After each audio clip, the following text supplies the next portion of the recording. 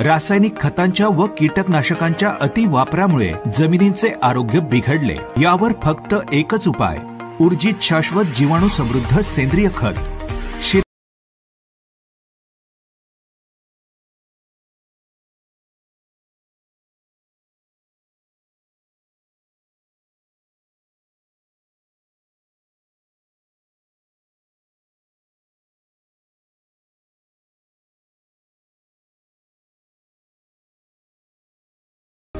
अधिकृत वितरक काजवा शेतकरी सेवा केंद्र पणदूर। या तुम्हाला एक स्पष्ट सांगतो की शासनाने गेल्या 5 वर्षांमध्ये अनेक भरत्या केल्या आहेत आणि ह्या भरत्यांमध्ये प्रत्येक वेळी भरतीमध्ये परीक्षेमध्ये विद्यार्थ्यांच्या मेरिटप्रमाणे या भरत्या झालेल्या आहेत। आज पण शासनाने अनेक भरत्या काढल्या आहेत, तलाठीच्या काढल्या आहेत, उपनिरीक्षकाच्या काढल्या आहेत, फॉरेस्टच्या काढल्या आहेत, ग्रामविकास विभागाच्या काढल्या आहेत आणि या सगळ्या भरत्या या परीक्षेच्या माध्यमातूनच या पुढच्या काळामध्ये होणार आहेत। आणि त्यासाठी शासनाने टाटा अनेक खाजगी कंपन्यांना फक्त परीक्षा घेण्यासाठी नेमलेलं आहे आणि त्यामुळे जर आपल्याला यश संपादन करायचं असेल तर आपल्याला परीक्षेशिवाय मेहनतीशिवाय पर्याय नाही आणि त्यामुळे आपल्याला आता याचा अनेक प्रशिक्षण वर्ग आपल्याला येणाऱ्या काळामध्ये घेतले पाहिजेत आणि त्यासाठी आपण सहभागी झालं पाहिजे। खरं तर आनंदाची गोष्ट म्हणजे काय की आपण थोडक्या कालावधीमध्ये एवढ्या माध्यमातून खरं तर आम्ही याने सुद्धा बँकिंगचे क्लास स्थानिक लोकाधिकार समितीच्या माध्यमातून घेतले होते आणि त्यामुळे बँकिंगच्या माध्यमातून सुद्धा अनेक विद्यार्थी जे आम्ही सुद्धा राखले आहेत।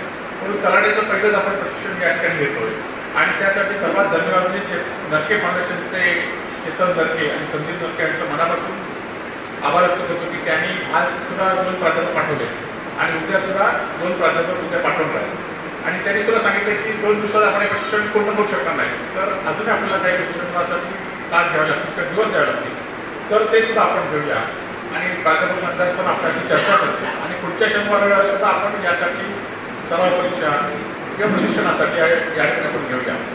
खरं तर या प्रशिक्षणाची सुरुवात आपल्या जिल्ह्यातील उपविभागीय अधिकारी म्हणजे ज्याला आपण प्रांत म्हणतो त्यांनी मला 4 दिवसापूर्वी फोन केला होता स्वतः आणि या तलाठीमध्ये आपले तलाठी जिल्ह्यातील लागले पाहिजे त्यासाठी तुम्ही हे प्रशिक्षण वर्ग घ्या आणि त्याला लागणार असेल मार्गदर्शन मी सुद्धा करतो आणि त्यामुळे या जिल्ह्याचे जिल्हाधिकारी असतील या जिल्ह्याचे अनेक तहसीलदार असतील किंवा अनेक प्रांत असतील हे सुद्धा आपल्याला अजूनही परीक्षेची तारीख ठरली नाही आहे आणि त्यामुळे मधल्या वेळेस आपण यांचं पण या ठिकाणी मार्गदर्शन आपल्यासाठी घेऊया की जेणेकरून यातले अनेक विद्यार्थी यासाठी लागले पाहिजे त्यासाठी तुम्ही मेहनत घ्या आणि त्यासाठी लागणारी मेहनत असेल किंवा लागणारं मार्गदर्शन असेल आम्ही सर्वच मंडळी या ठिकाणी करू आणि त्यासाठी आज कोल्हापूर शिक्षक आले म्हणजे आम्ही मुंबईवरून पुण्यावरून आणण्यासाठी सुद्धा प्रयत्न करूया। तुमचा फक्त प्रतिसाद कसा आहे तर आज 9 वाजल्यापासून संध्याकाळी 5 वाजेपर्यंत आहे उद्या पण 9 वाजेपर्यंत तुमचा प्रतिसाद कसा असेल त्याच्यावर आपण आणि प्रशिक्षण कर्ज घेऊया आणि शिक्षकांचं मार्गदर्शन घेऊया आणि प्राध्यापकांचं मार्गदर्शन घेऊया।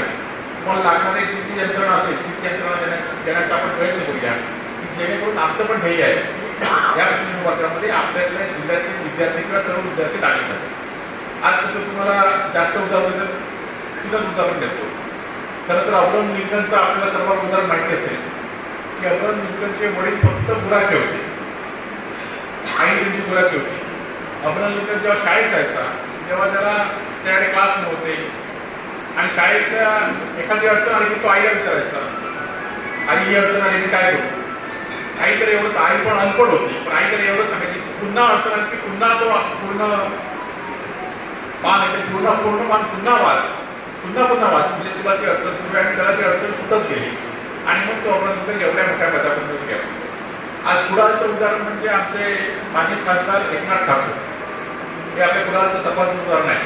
ते कुडाळच्या एसटी स्टँडवर मागावर होते त्यांच्याकडे ते पुड्या वाढण्याचं काम करायचे म्हणजे शाळेत असल्यापासून 7वी असल्यापासून पुड्या वाढायचे एका खाजगी दुकानात केरळच्या दुकानात कामाला होते।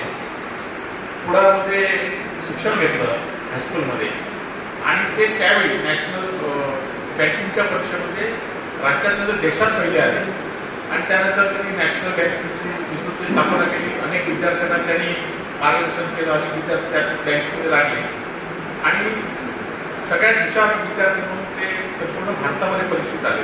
सारखी मोठी बँक त्यांनी काढली म्हणजे ते सुद्धा म्हणजे आपण कुठल्या क्षणाचं याचं उदाहरण घ्यायचं नाही तर आपण किती मेहनत घेतो हे महत्त्वाचं आहे। आज आमच्याकडे आता आपल्या जिल्ह्यामध्ये शब्दाची खंत व्यक्त केली पण हळूहळू आपल्या जिल्ह्याचा चेहरा बदलतोय खरं तर आपण 10वीमध्ये राज्यामध्ये प्रथम आहोत, 12वीमध्ये राज्यामध्ये प्रथम आहोत. स्पर्धा परीक्षेमध्ये मात्र आपण पाठी होतो, पण हळूहळू विद्यार्थ्यांचा स्वतःहून अभ्यास करायला लागले. आज आमच्याकडे माझ्या मतदारसंघात नांदोसमधला चव्हाण नावाचा विद्यार्थी आपल्यासाठी IAS अधिकारी झाला आणि हल्लीच गेल्याच बॅचमध्ये IAS विद्यार्थी झाला. तो नांदोसमध्ये राहायचा. त्याचे वडील शेतकरी संघामध्ये झाडू मारण्याचं काम या ठिकाणी करायचे आणि त्याला पगार असेल 8, 9 व 10 हजार पगार शेतकरी संघामध्ये. त्यांचं प्राथमिक शिक्षण कडमोलीच्या जिल्हामध्ये शाळेमध्ये झालं, माध्यमिक शिक्षण विद्यामंदिरमध्ये झालं आणि त्याला 10वी नंतर स्कॉलरशिप मिळाली आणि परमेश्वर विद्यालयामध्ये तो BSc झाला. BSc झाल्यानंतर त्याला शिष्यवृत्ती मिळाल्यामुळे त्याला BSc करता आलं आणि त्यानंतर 1 वर्ष तरी क्लासमध्ये सुद्धा पुण्यामध्ये क्लास घेतले आणि त्यानंतर 2 वर्ष कोरोनाचा काळ आला आणि कोरोनाच्या काळामध्ये तो पुन्हा कणकवलीमध्ये आला आणि कणकवलीमध्ये स्वतः त्याचं घरात भाड्यागाव होता म्हणून एका शाळेत जाऊन तो अभ्यास करायला लागला आणि 24व्या वर्षी तो IAS अधिकारी झाला. हे उत्तम उदाहरण कणकवलीचं कालचं आहे.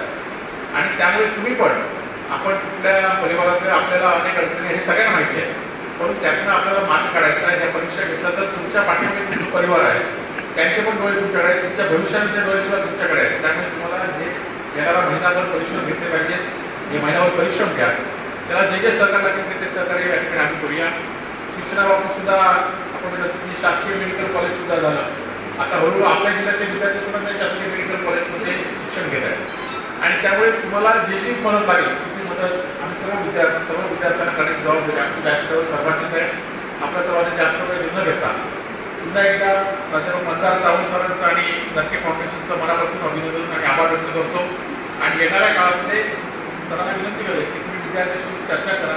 त्यांना काही अडचणी असतील तर आपण दर दिवशी क्लास चालू करण्याचा प्रयत्न करूया. आपल्या कॉलेजमध्ये शिक्षण आहे ते तुम्ही पण मार्गदर्शन या ठिकाणी करू शकता आणि त्यामुळे आपल्या सर्वांचं मनापासून आभार व्यक्त